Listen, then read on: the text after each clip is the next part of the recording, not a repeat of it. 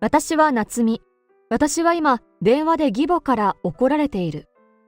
どうして家がなくなっているのよ。こんなことをして、一体どういうつもりなの？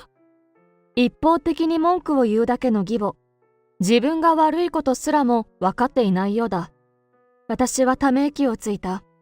すると、カチンときたのか、義母がさらに大きな声を出す。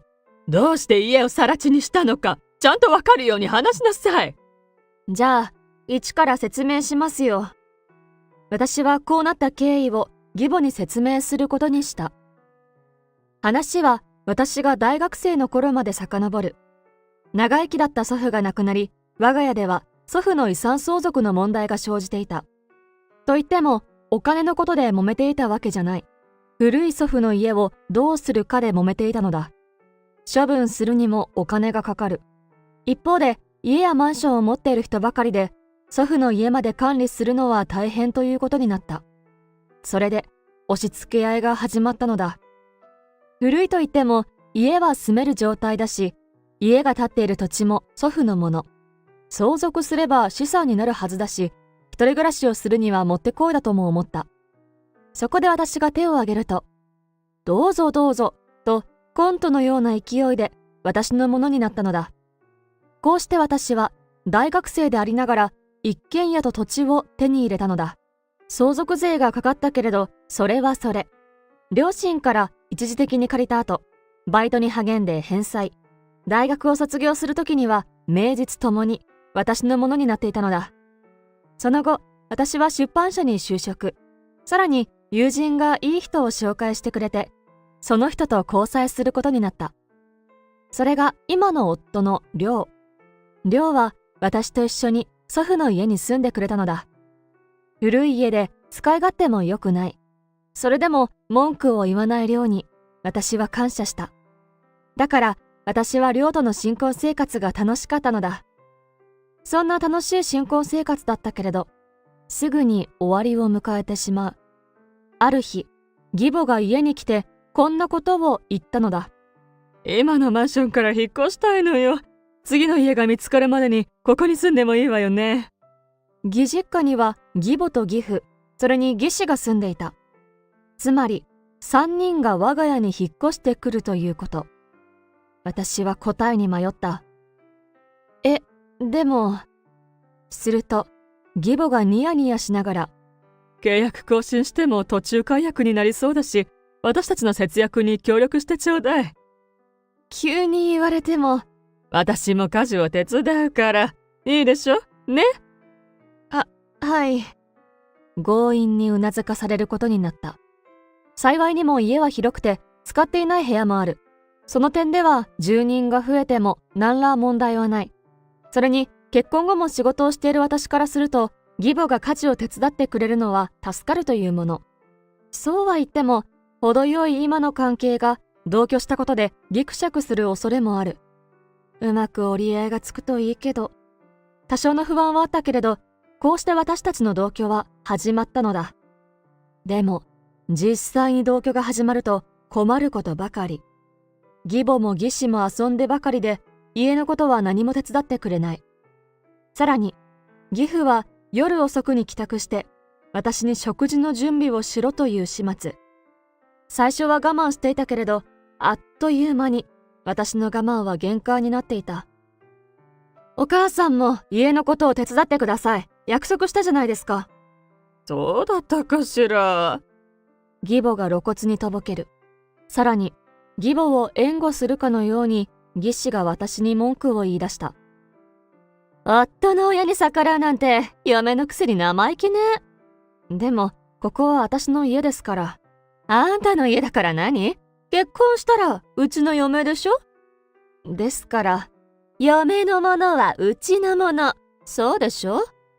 返す言葉も出ないくらいに呆れた。結局、その後も義母と義子は遊びたい放題。家のことは一切手伝わずに遊び回っていた。そのことを義父にも言ってみたけれど。夏美さんは嫁なんだから、私たちを敬わないと。はい？嫁が義実家に逆らってもいいことないぞ。離婚しろ、出て行け、で終わるんだからな。義父は何か勘違いをしているらしい。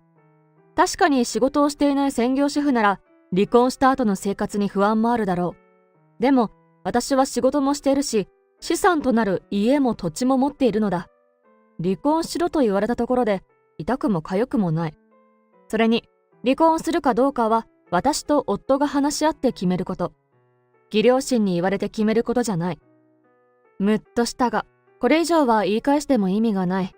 話にならないことが分かっただけでもよしとしよう。とりあえず出て行ってもらうことにするわ。私はつぶやいていた。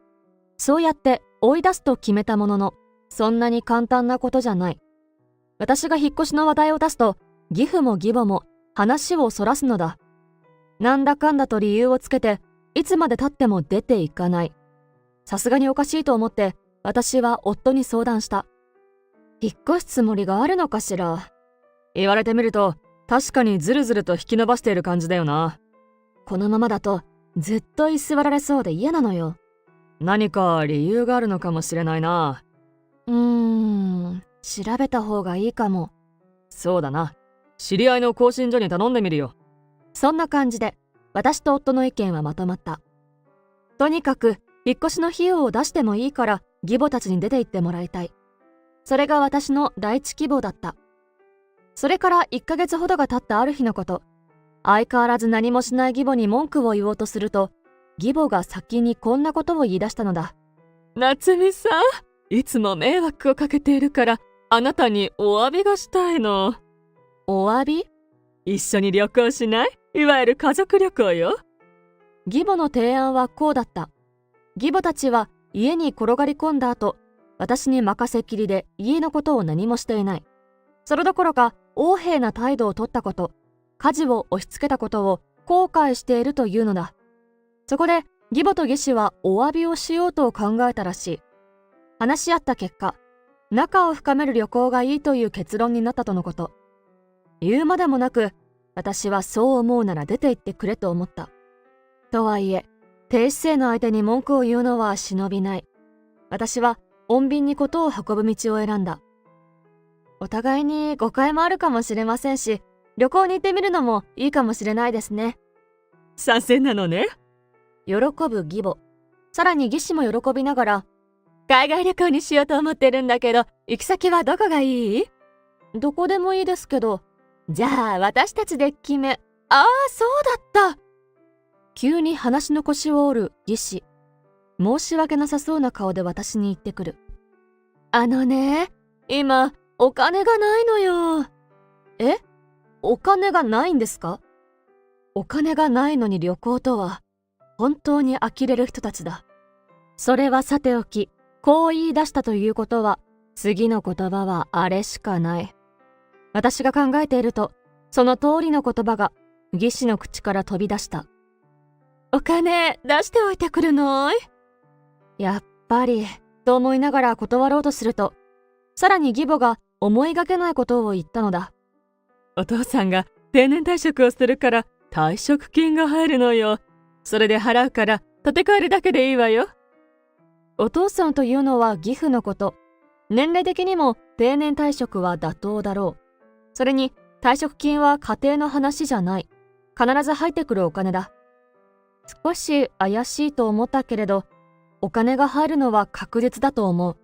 それにこちらが進めている話ももう少し時間が必要だ。それなら義母たちの誘いに乗る方が波風が立たなくていいだろう。そう考えた私は旅行の話を受け入れたのだった。その後、義母たちから行き先はイギリスに決めたと教えられた。羽田空港からお昼の12時に出発する便だから。わかりました。で、旅費も結構かかりそうなの。でも前に言った通り立て替えてくれる？はい、出しておきますね。立て替えるだけといっても安くない金額だ。でも今更無理とは言えない。それにすでに予約もしているようだし、こうなったら楽しんだ方が得だ。私は請求された金額を義母に渡した。そして旅行当日。集合時間は出発の3時間前だ。前日も仕事をしていた夫は空港近くのホテルに宿泊している。だから私とは別行動だ。そこで空港へ向かうバスの中で私は夫に連絡してみることにした。その時だった。私より先に夫のスマホから電話が来たのだ。もしもし、りょう、ちゃんと起きてる？夫のつもりで話しかけた。けれど、電話から聞こえたのは義母の声。夏美さん、今どこにいるのかしら？お母さん？そうよ、どこにいるの？どこって空港に向かうバスの中ですよ。それは残念だわ。もうすぐ出発よ。え？私は混乱した。すると、義母は嫌味な声でこう言い放ったのだ。本当は9時に出発なの。ごめんなさいね。騙したんですか？家族旅行だから家族だけで楽しんでくるわ。私の分のチケットはどうするつもりですか？当日のキャンセルは。それは大丈夫。最初から数に入ってないから。あはは、と高笑いする義母。すべて義母の策略だったらしい。悔しさでスマホを握りしめていると、今度は義士の声がした。悔しい？悔しいわよね。こんなことして楽しいんですか？楽しいわよ。じゃあね。その瞬間、ブツッと妙な音がする。そして電話は切れていた。すぐに夫のスマホにかけ直す。コール音は聞こえるけれど、繋がらない。結局、私が空港に着いたのはフライト時間目前。空港職員に尋ねると、飛行機はすでに滑走路に入っているとのこと。私は何もできずに飛行機を見送るしかなかった。見送った飛行機が到着するまで15時間と少し。そして、義母たちが帰ってくるのは約10日後だ。時間は十分にある。そっちがその気なら、こっちも本気でやるわよ。私はそのまま家に戻った。すぐに解体業者に連絡を取り、自宅の取り壊し作業をお願いする。さらに、引っ越し業者に連絡して、家の中の荷物をすべて運び出してもらった。と言っても、家にあるのは私のものだけじゃない。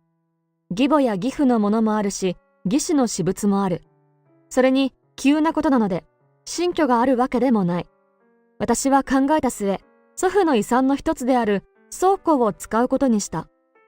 この倉庫は祖父が会社を経営していた時のもので、今は誰も使っていない。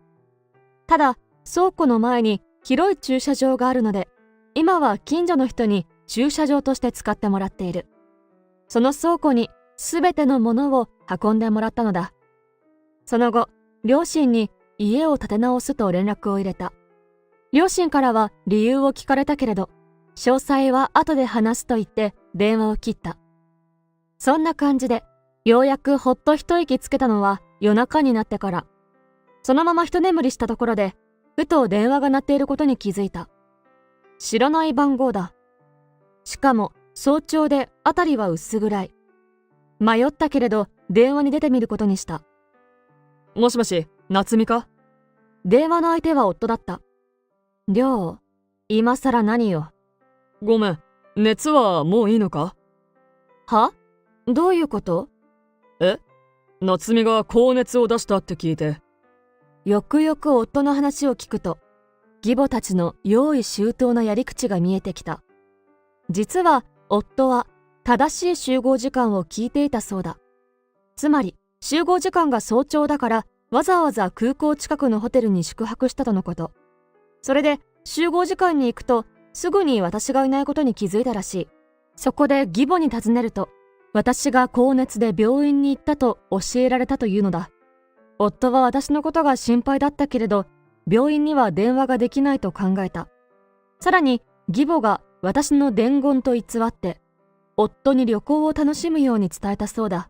それで私のためにも楽しもうと思い、連絡を取らないまま出発を迎えたという話。けれど、時間が経てば、夫は私に連絡すると義母は考えたのだろう。出発直前に、夫のスマホで私に連絡。私を怒らせたところで、義士がミスを装って、夫のスマホを壊したそうだ。夫は、わざとじゃないという義士の言葉を信じて、その場では許したという。けれど、フライト中に妙だと思い直して、ホテルに着いて連絡してきたということだった。ふざけやがって。姉貴まで一緒になって、なんてことをしやがるんだ。りょう、怒ってくれるの？当たり前だろ。俺は夏美との旅行を楽しみにしてたんだから。つまり、夫は無関係ということのようだ。それならそれで、夫には協力してもらうまで。私は夫に実行中の作戦について話をした。って感じで進めてる。なるほど。それは面白いな。準備はできたから、りょうは旅行を楽しんでるふりをして。わかった。それと、一つだけお願いがあるの。なんだ？お土産買ってきて。私の分と同僚から頼まれている分。これだけが気がかりだった。旅行に行くとなれば、同僚にお土産を渡さないわけにはいかない。しかも、ブランド品の購入も頼まれていた。置いていかれたと言ってもいいけれど、それはさすがに恥ずかしい。どうしようかと悩んでいたのだ。でも、夫が味方だったら話は変わる。これで万事解決だ。私はお土産のリストを夫に伝えて、あとは自分がやることに集中した。日が昇った後、解体業者に来てもらう。見積もりを出してもらった上で、すぐに家の取り壊しを始めてもらったのだ。作業はすぐに終わり、あっという間に更地になった。それから数日して、義母たちが帰国。更地になった土地の前で騒ぎ始めたのだ。そして私に電話をしてきて、しきりに文句を言っているというわけだ。ということです。一から説明しましたけど、わかりましたか？ふざけるんじゃないわよ。再び義母が怒鳴ってくる。そうは言っても、義母がいるのは電話の向こうだ。何も怖くないから、私は冷静に言い返した。まあ、今更何を言っても無駄ですよ。家は壊しちゃいましたから。私たちの荷物はどうしたの？処分したのね？処分はしていません。預かっています。勝手に持っていくなんて泥棒よ。預かってるだけです。お金を払えば返しますよ。お金？何のお金よ。旅費と引っ越し代ですよ。少なくとも旅費は返すという話でしたよね。それは。ほら、早く返してください。私が言うと、義母は口をつぐんだ。どうやら返答に迷っている様子。すると、義母の背後で義手のささやき声がした。その途端、義母が勢いよく私に聞いてきたのだ。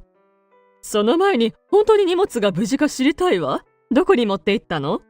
私の祖父が使っていた倉庫です。とにかくお金を払わないと返しませんよ。だけど。お父さんの退職金が入るんですよね。それはそうだけど。じゃあ、払ってください。そしたら荷物は返しますから。私はそれだけ言って電話を切った。それでも義母はしつこく電話をしてくる。ついには鬱陶しくなり、私はすべて着信拒否。すっきりしたところで、私がいるウィークリーマンションに夫がやってきた。ただいま、夏美。おかえり。お土産は？ちゃんと買ってきたよ。ありがとう。私は実家に戻ることも考えていた。でも、両親に心配をかけたくない。そこで、両親には家を建て直すからしばらくの間、ウィークリーマンションに住むと報告したのだ。それから実際にウィークリーマンションを契約。そこに引っ越しして今に至るというわけだ。ちなみに夫とは定期的に連絡を取っていて、引っ越した先も伝えていた。それで帰国した夫は私のもとに直行できたのだ。義母たちは夫が別行動をするのが不思議だったに違いない。そこでバレないか私はヒヤヒヤしていた。でもこうしてうまくいってよかったと思う。ところで、夏美は母さんからお金をもらったら、それで許すつもりなの？今後は関わらないって約束してくれるなら、荷物を返して許すつもりだよ。素直に払うかどうかが疑問だけどね。大丈夫よ。倉庫は施錠しているし、勝手に持ち出せないから払うしかないわよ。施錠された倉庫に入る術はない。無理だと思ったら観念してお金を払うだろう。私はそんな風に高をくくっていた。でも、常識がない義母たちには、私の考える常識的な答えは出せない。それを思い知らされたのは翌日の早朝だった。辺りが薄暗い時間なのに、私のスマホが鳴ったのだ。誰、こんな時間に。寝ぼけ眼でスマホを見る。また知らない番号だった。私が電話に出ると、電話の相手はこう言ったのだ。朝早くから申し訳ありません。私、警察の者ですが。警察？私はそれで一気に目が覚めた。座り直して話を聞くと、祖父の倉庫で騒ぎがあったというのだ。通報したのは近所の住人で、倉庫の駐車場を使っている人だったらしい。で、私ども駆けつけると侵入者がおり、倉庫の中で騒いでいて取り押さえたところです。そうですか。犯人は捕まったんですね。ですが、侵入者は倉庫の持ち主の家族だ。持ち主に連絡してくれ、と話しておりまして。え？私の家族？嫌な予感がした。そこで急いで夫と一緒に現場に駆けつけると、数台の警察車両が止まっていたのだ。そして、その一台には、義母たちの姿があった。夏美さん、助けて！お母さん。私の予感は的中した。倉庫に侵入したのは義母たちだったのだ。ご家族で間違いないですか？一応は家族ですが。私と夫は駆けつけてくれた警察官に平謝り、さらに騒ぎを聞きつけた近所の人にも私たちは頭を下げることになったのだ。一通り謝ったところで警察官に立ち会ってもらい、義母たちの話を聞いた。義母たちの話はこうだった。私に引っ越し費用と旅費を請求されたが、払うだけのお金は手元にない。なぜなら、義父の退職金は旅行で使った上、自分たちの借金の返済に充てたからだという話。それだけでも困っているのに、さらに義士がこんなことを言い出した。明日、合コンなんだけど、私の服は？いろいろと揉めた挙句、必要なものだけ持ち出そうということになったそうだ。それで3人で倉庫の鍵を壊して侵入したとのこと。けど、倉庫に入ったら、荷物と一緒に私たちが男と騒いでる写真があって。それは更新所に調べてもらった結果だ。実は夫が更新所に義母たちの素行調査を依頼すると、義母と義士が男たちと遊んでいることが判明したのだ。男たちは夜の街で働く人で、義母と義士はかなりのお金をつぎ込んでいた。借金までしていたそうだが、その一部は義父の退職金で返済したとのこと。一方の義父は会社の若い女性と浮気をしていたのだ。定年退職といえば聞こえはいいが、その実、浮気がバレて解雇されていた。その報告と写真の提供を受けたのが、義母たちが旅行に行く直前だったのだ。旅行から帰ったら、それをネタに家から追い出そうと思っていた。でも、こんなことになったので、その写真は私の荷物と一緒に倉庫に運んでいたのだ。つまり、勝手に倉庫に入った上で、勝手にこちらが調べた写真を見つけた。それで、互いの問題行動で喧嘩になったというのが、この騒動のオチということらしい。完全に自業自得ね。私がつぶやくと、義母が私を怒鳴りつける。こんな写真を撮ってどういうつもりなの？知りませんよ。反論すると、今度は義父が私に。なんてことをしてくれたんだ。これじゃ家庭崩壊じゃないか。だから、それはお父さんのせいでしょ？なんだと？嫁のくせに。いい加減にして、文句があるなら、建造物侵入で訴えるわよ。そうなれば3人ともに逮捕される。